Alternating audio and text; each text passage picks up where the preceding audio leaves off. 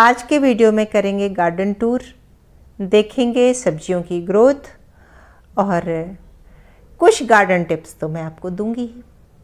तो नमस्कार मित्रों, मैं ममता वाजपेयी भोपाल से मेरी हरी भरी छत पर आपका स्वागत है। लीजिए, मैं फिर हाजिर हूँ नए वीडियो और नई जानकारी के साथ। आप देख रहे हैं इंडियन टेरेस गार्डनिंग आर्ट और देख रहे हैं सामने गोभी की फसल।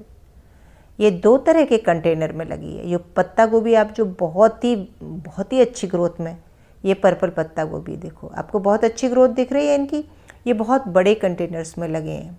और इधर ये फूल गोभी आ गए, ये नीले ड्रम में लगे हैं। तो नीले ड्रम को जब बीच से काट देते हैं तो इसमें बहुत डेप्थ नहीं मिलती। ये बात मैं हर बार बहुत सारी वीडियो में बता चुकी हूँ। तो इनमें जब बेल वर्गीय सब्जी लगाते हैं तो वो भी बहुत आकार नहीं लेती। तो जब शुरू में हमारा गोभी इसमें था तो बहुत एकदम ज़बरदस्त ग्रोथ आई थी, लेकिन जैसे ही उनकी जड़ें नीचे पहुँची और वो रूट बाउंड हुआ तो अब उनमें ग्रोथ उतनी अच्छी नहीं है। ऐसा नहीं है कि ग्रोथ नहीं है, फूल भी बनेगा, लेकिन अगर वो पत्ता गोभी के कंटेनर से फूल गोभी की तुलना की जाए तो कंटेनर की साइज़ बड़ी होने से दोनों फसल में भारी अंतर है। तो ये गार्डनिंग टिप है जो सामने प्रत्यक्ष प्रमाण है। सो हम समझ गए कि जितना बड़ा कंटेनर होगा, गहराई अच्छी होगी, चौड़ाई अच्छी होगी, भरपूर अच्छी खाद वाली मिट्टी होगी तो खेत जैसी भी पत्ता गोभी फूल गोभी हो सकती है।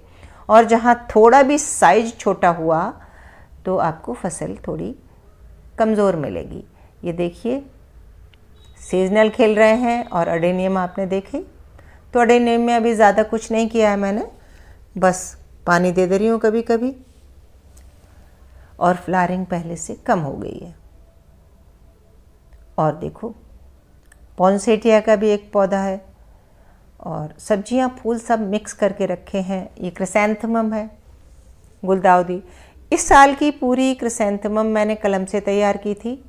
पिछले साल जो पौधे लिए थे उन्हीं में से कटिंग से तैयार कर लिया था। और ये है ब्रोकली, ये एक धनिया, चुकंदर। तो अभी अच्छी हार्वेस्टिंग भी हो रही है। मैं एक वीडियो मैंने अभी हार्वेस्टिंग का भी बनाया है, आप ज़रूर देख लीजिएगा। तो दिसंबर जनवरी में तो हार्वेस्टिंग होना ही चाहिए।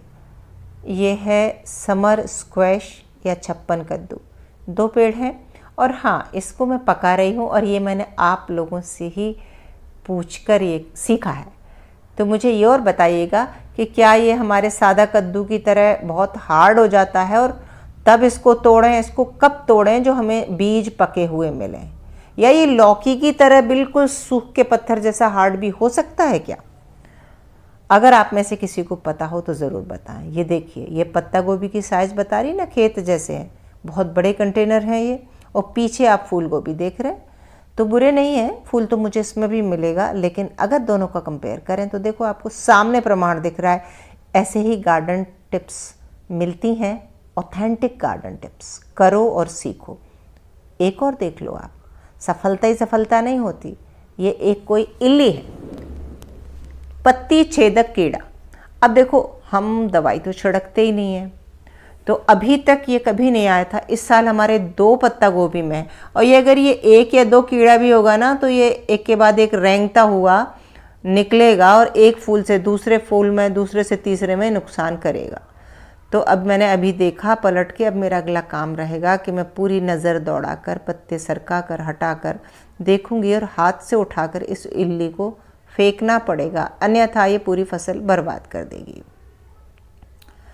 तो पर्पल पत्ता गोभी मैंने पहली बार लगाई है और मुझे पहली बार सफलता मिली, तो बहुत मन प्रसन्न है।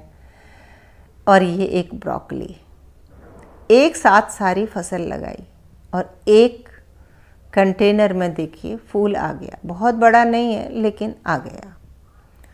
तो प्रकृति के रहस्य बड़े अबूझ होते हैं, हम सब कुछ नहीं जान सकते।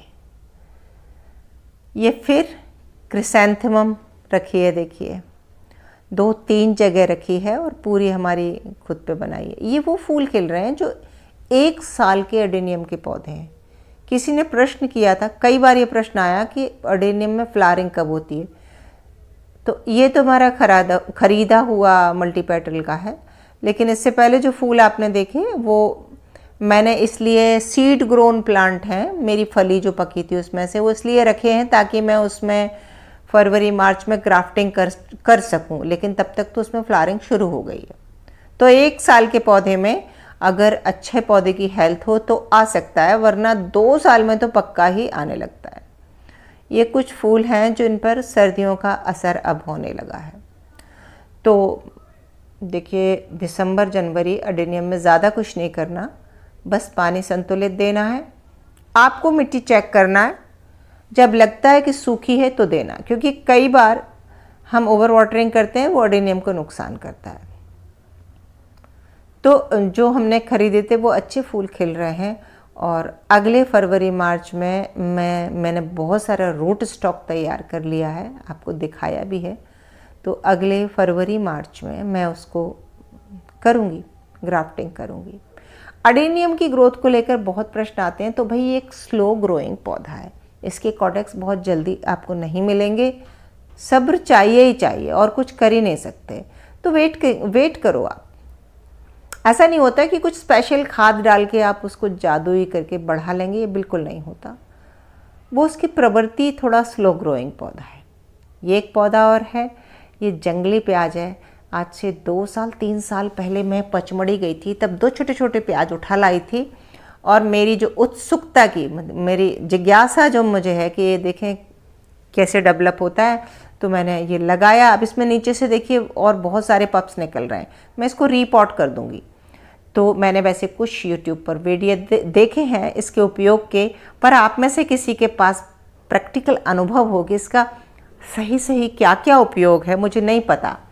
अब मैंने इसको 3 साल रखा है, तो मैं इसको मल्टीप्लाई करना चाहती हूँ। छत का एक और कोना, तो सूरज की रोशनी कम पड़ रही है तो थोड़ा सा धुंधला दिख रहा है, लेकिन यहाँ मॉर्निंग की धूप बहुत अच्छी आती है।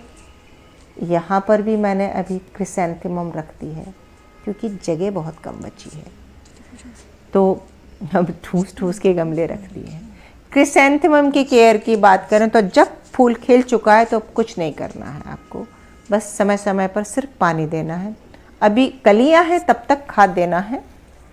कलियां जब खिल गई, फूल बन गया, तो अब आप फूल को एंजॉय करें, और जब ये लंबे समय तक टिकेगा और जब ये ख़त्म हो जाएगा तब इसकी कटिंग करके आप इसको एक तरफ रख देंगे, तो इसमें से नए पौधे मल्टीप्लाई हो जाएंगे।